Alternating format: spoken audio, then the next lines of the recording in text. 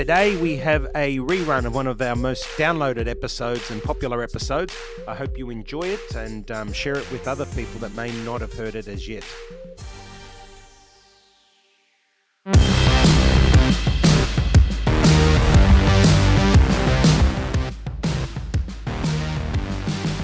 Hi, you're listening to Phil DeBella and this is FlashCast by PDB. Today I want to talk about the art of sales. And why sales? Well, I suppose everything we do is all about selling, right? However, I never used to call my team at DeBella a sales team. I used to call them business development managers. Why? Well, from the onset, to me, mindset is king. Everything's about mindset and everything's about communication. And the moment that I say the word sales, I always tell my team that you need to constantly be selling something. The moment I say business development, it then makes it about the customer. So to me, sales is all about something that comes from you, from internal, from the company, and says, I need to sell this. And therefore puts everyone in the mindset of, I'm in the position of selling from my perspective. The moment I made it about business development, it put my team in the mindset of, it's all about the customer and developing their business. And of course, the byproduct of developing somebody's business is that it results in a sale. So to me, when I got asked over the years many times, what's the difference between business development manager and a sales manager? Very clearly, the sales manager comes upon from the aspect and mindset of selling every day and needs to constantly sell. A business development manager looks at it and says, how can I help my customer make money? And the byproduct becomes a sale. Two very clearly distinctive differences that happened in the workplace at DeBella Coffee and resulted in obviously the success of what the business built. Now, what did I find that great business development managers had? They had the right attitude. They had likability. I talk about likability equals trustability. Trustability equals likability. If you think about the favorite salesperson you hate, often the politician or the used car salesperson are two of the things that come to mind. It's all about not trusting them. Now, if you think about that, when we don't trust someone, we don't like them. When we do trust someone, we like them. So to me, the difference in business development managers is that they work on the likability. They are likable because they are coming from the perspective that they are there to help the business make money. They're not there to sell a product to benefit themselves. But of course, we know that there needs to be a transaction that takes place in order for success to occur for both parties. But the key is success for both parties. So if you're in a company that needs to sell, and of course we are, whether you're selling services or products, it doesn't matter, you need to sell. You need to look at it from the outside in. You need to look at it from the perspective of the client. And from that perspective, very, very clear template. Number one and foremost and most importantly, what problem are you solving? Now, whilst you try to sell someone something, what is that product or service going to solve? What problem will it solve? If you're not solving a problem, you don't have a business. DeBella Coffee solved the problem for cafe owners of helping them to make money. So what DeBella Coffee did was not sell a bag of coffee beans. In effect, we went on to own those words and trademark them. It's not just a bag of beans. The benchmark for DeBella and everyone that worked within it was simply that DeBella did not stand for selling a bag of coffee. What it actually stood for the cafes was to help cafe owners make money.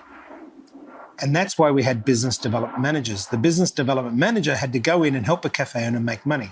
We needed to help them with their training, with their staffing, with their layout, with their legals, with their suppliers. And in return, they bought a bag of coffee from us and we were able to charge a premium for that bag of coffee because it helped the cafe owner make money. But it wasn't the coffee that was the focus. It was everything else that went with it. The concept that I now talk about on how do you deliver more for less. Now, when I say to somebody, deliver more for less, which is number two in the template.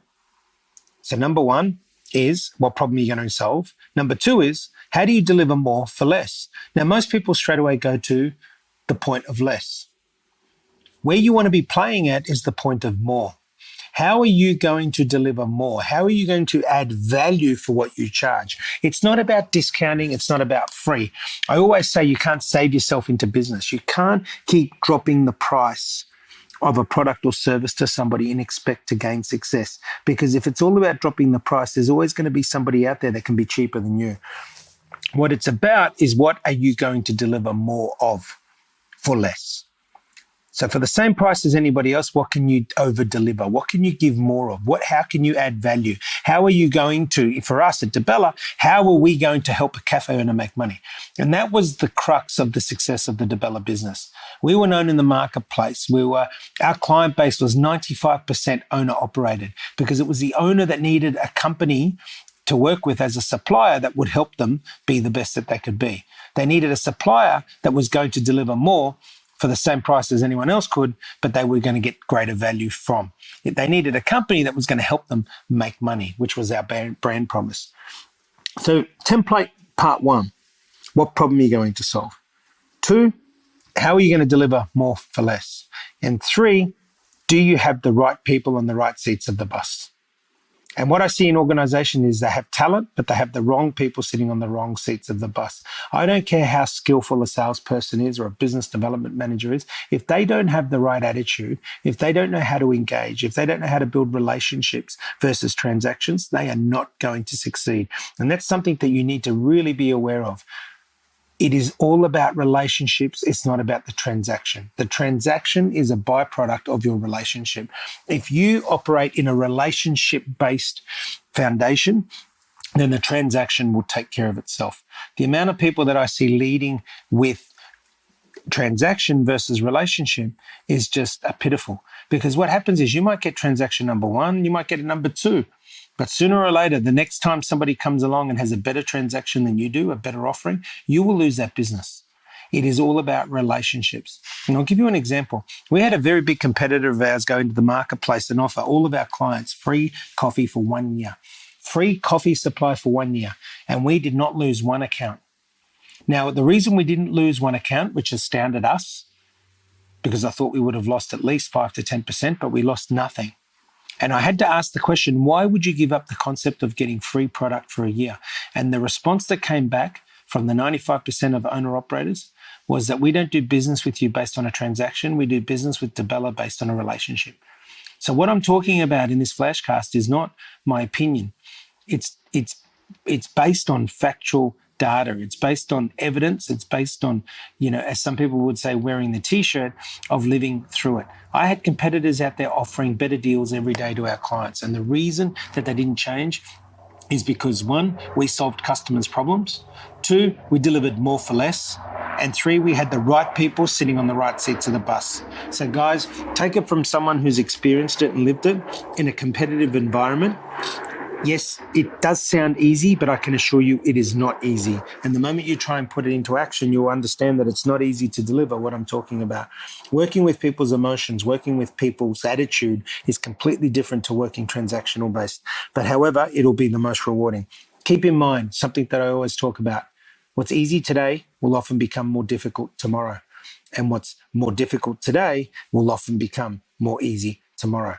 Guys, if it was easy, everybody would be doing it. Now remember, it's not about a sale. It's about developing somebody else's business to help them make money and achieve their dreams and goals. And the moment you do that, you'll inadvertently achieve your dreams and your goals. Guys, we're all in the business of people. It's about relationships. It's not about transactions. Go out and solve people's problems. Go out and deliver more for less, and make sure you've got the right people sitting on the right seats of the bus. You've been listening to Phil DeBella, FlashCast by PDP. Be the best you can be.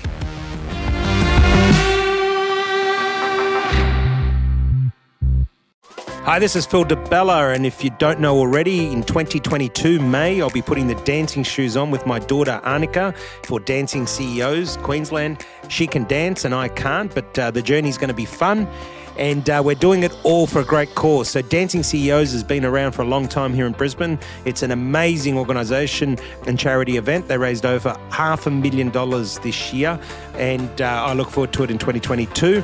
If you can give $5, $500, $5,000, whatever you can would be great to support a great cause. It goes to Women's Legal Services Queensland, who make sure that women and children that are affected by domestic violence are looked after. So a great cause, 100% tax deducted, no admin fees, which is something that we love about it. 100% of your donation goes to helping those that need it. So support Annika, support myself, and support Dancing CEOs. The link is provided below. Please give what you can.